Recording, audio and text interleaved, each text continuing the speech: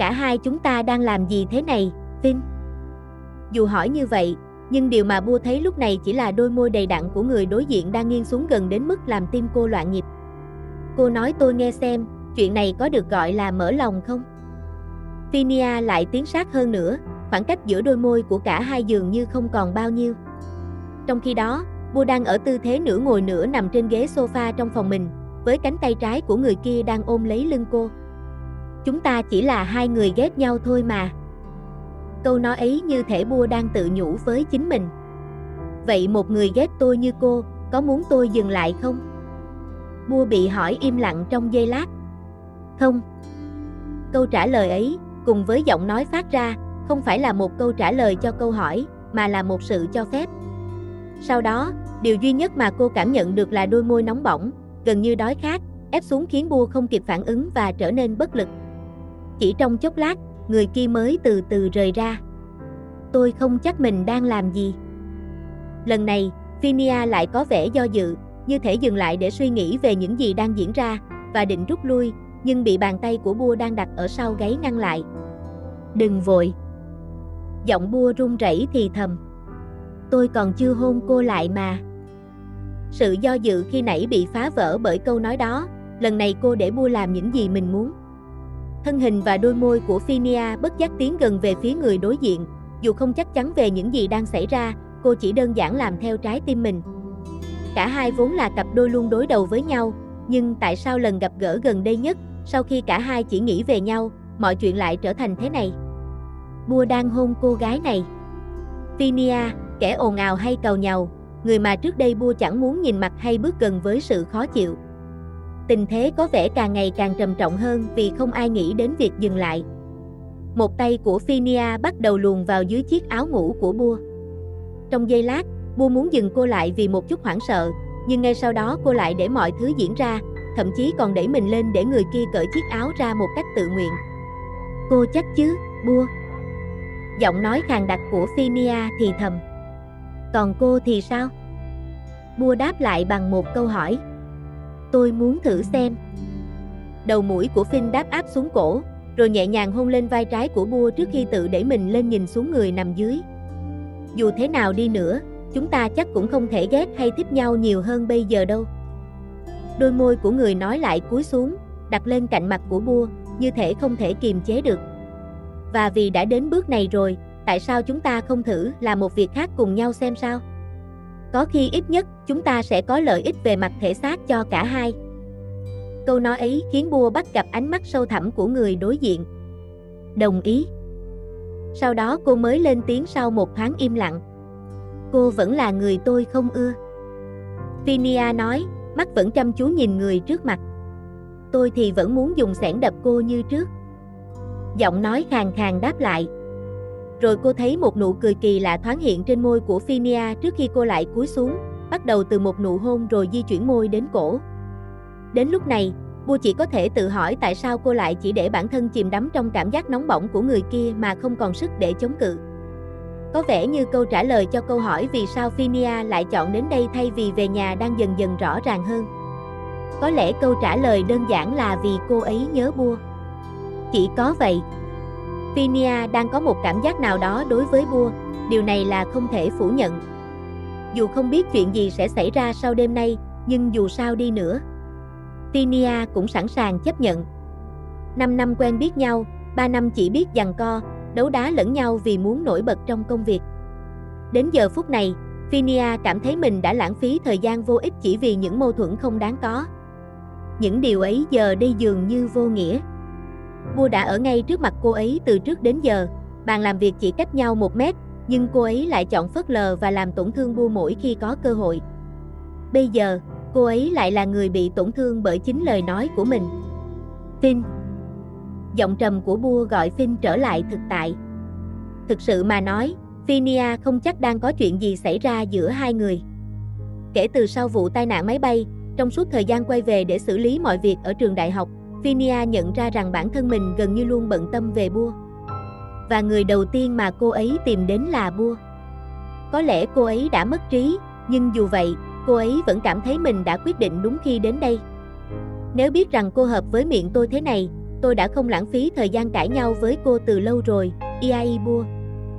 Tay của Bua nắm lấy cổ áo sơ mi của người kia, rồi nhìn lên như thể đang xin phép. Khi thấy chủ nhân của chiếc áo gật đầu đồng ý, cô từ từ đưa tay, đang run rẩy, tháo từng cúc áo ra. Bình tĩnh nào, Phinia nói, không thể nhịn được cười khi thấy mặt của người đối diện ửng đỏ vì xấu hổ. Là vì tôi không có nhiều cơ hội để cởi cúc áo cho ai cả. Không sao đâu, cứ từ từ hít thở sâu. Chẳng bao lâu sau, chiếc áo sơ mi màu tối đã được cởi ra, và Bua đứng dậy, đẩy người kia xuống nằm lại. Phinia tranh thủ lúc đó tháo kính của người đối diện ra, đặt lên bàn một cách vội vàng, rồi đưa tay vén lọn tóc lòa xòa trên vai của Bua để ngắm nhìn cô thật rõ ràng. Những gì chúng ta đang làm có vẻ như vượt xa mong đợi. Bua lẩm bẩm, khiến người nghe bật cười khi nghe thấy. Nếu cô muốn dừng lại, chúng ta vẫn có thể dừng được mà, Bua. Giọng nói của Phinia dịu dàng, có chút run rẩy, điều mà Bua chưa từng nghe, đến mức làm tim cô rung động. Không kể đến giây phút mà tên của cô được gọi, từ dừng lại hầu như không hiện ra trong đầu cô lúc này. Bua cúi xuống hôn lên cổ của người kia khi cô ngẩng lên đáp lại. Vậy cô có muốn tiếp tục không? Lần này là Bua hỏi ngược lại. Muốn làm gì thì cứ làm đi, Bua. Tôi muốn dùng xẻng đập vào miệng cô. Cũng có thể sau đêm nay, cô sẽ muốn giữ cái miệng này để làm chuyện khác đấy. Bua chỉ nhận ra khi chiếc quần đùi của cô đã rơi xuống đất, và rồi nhận ra lần nữa khi lưng của cô chạm vào ga giường trắng trong phòng ngủ của mình. Cô bạn hay nói xấu này làm Bua mất bình tĩnh hoàn toàn vào lúc này. Dừng lại, có lẽ là điều cuối cùng mà Bua sẽ yêu cầu người kia. Cơ thể trần trụi của cả hai đang đáp ứng nhau một cách không thể kiềm chế. Nụ hôn nối tiếp nụ hôn, chưa một lần nào Bua không nhiệt tình đáp lại người kia. Cô mới nhận ra rằng, ngoài việc quan hệ để duy trì nòi giống của con người, còn có rất nhiều lý do khác để thực hiện việc này. Một trong số đó là, cô gần như không thể thoát khỏi cảm xúc của chính mình dành cho Phinia, cảm xúc mà cô chưa bao giờ nghĩ mình sẽ có. Cô không thích cô bạn, không, thân này từ lâu, không đến mức ghét nhưng có thể nói là không ưa. Và hầu như lần nào Phinia cũng khiến cô bực mình. Thế nhưng, ở một khía cạnh nào đó, Bua lại ngưỡng mộ khả năng của vị tiến sĩ bạn cùng giường này. Như đã từng nói, Phinia đã trải qua mọi đấu trường. Người này có thể chỉ cần liếc mắt một cái là biết được hộp sọ con người thuộc chủng tộc nào, giới tính gì, hay ước tính tuổi tác ngay lập tức. Ngoài giáo sư Nisha, chỉ có mỗi Phinia mà Bua từng thấy có thể làm được điều đó. Chưa kể, nếu xét về hình thể, Phinia tuy không mang nét đặc trưng của người châu Á, nhưng cô ấy lại có thân hình cân đối với chiều cao khoảng 1m8, khung người to lớn, khuôn mặt thon gọn với vầng trán rộng và mái tóc màu nâu đậm mượt mà như tơ. Đôi mắt tròn to, sáng ngời, và nếu nhìn sâu hơn, khung xương chậu nở nang kết hợp với bờ vai rộng của người kia theo tiêu chuẩn thường cho thấy sự thích hợp trong việc làm mẹ hay duy trì nòi giống. Ôi trời, cô phát điên mất. Cô đang nghĩ gì về Phinia vậy? Hai người vốn không ưa nhau, đối đầu nhau suốt thời gian qua, giờ lại kết thúc trên giường với cơ thể không một mảnh vải che đậy. Cuộc đời của Bua dường như đang đảo lộn hoàn toàn. Một tay của Bua vô thức đặt lên ngực của người kia đang nằm trên cô, đôi mắt tràn đầy sự đam mê và khao khát. Đừng có mà mãi ngắm cơ ngực hay xương cánh tay của tôi, Iai Bua. Nếu cô lẩm bẩm gì đó về những thứ này bây giờ, tôi sẽ giết cô. Sai thời điểm rồi. Câu nói đó khiến Bua mím môi. Phinia này còn đọc được cả suy nghĩ của cô nữa sao?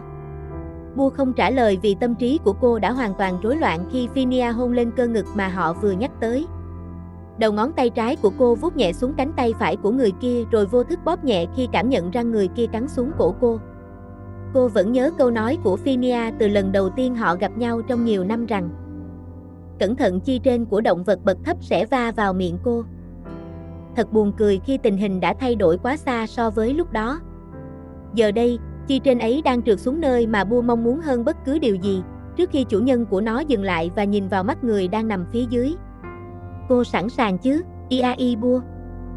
Ừ. Câu trả lời được thốt ra một cách mơ màng.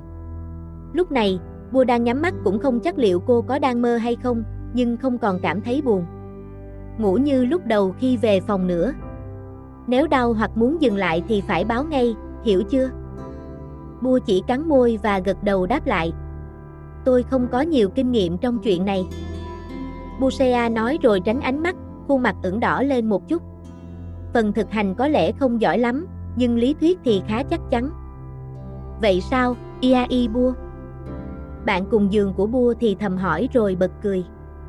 Vậy thì trong bài thực hành trên giường 101 này, hãy quên hết lý thuyết đi và đáp lại theo cảm nhận của cô. Nói như thể cô thành thạo lắm. Chỉ vài phút nữa thôi, cô sẽ tự biết.